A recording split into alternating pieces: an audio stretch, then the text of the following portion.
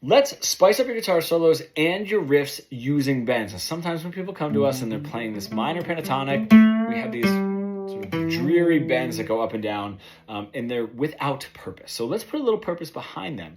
The first way to do this would be using them as a vehicle to get from one note to the next, like a slide. Okay, the really cool thing about a bend is we don't just have these half-step jumps to get to that next whole step if I'm moving a whole step up.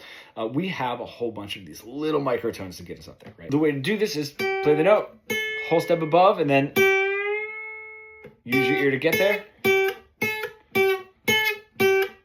Okay, great exercise. Do it with a half step. Do it all over the fretboard and with the different strings, because the different frets and different strings are going to give you different tensions to get used to, and really using your ear to get to that whole step above or a half step.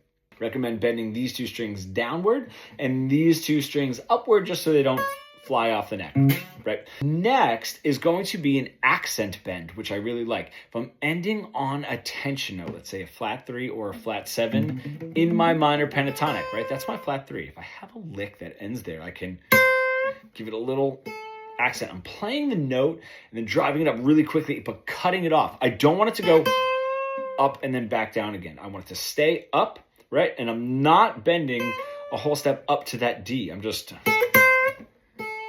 right? I could do it slowly as well, and it works on a flat 3 or flat 7. So, right? And it just helps bring a little bit more tension to those already tense notes by adding a little bit of that microtone kind of a feel. This also works with riffs. All right, so if I have...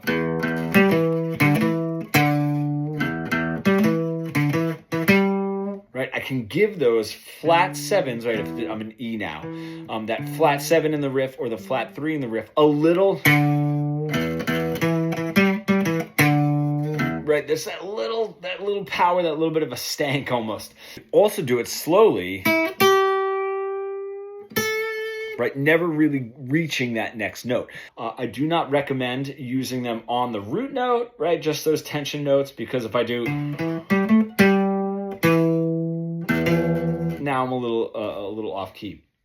And if you're using them for those accents, don't go up and back down. It takes the power away. You want to cut those off and get to the next note.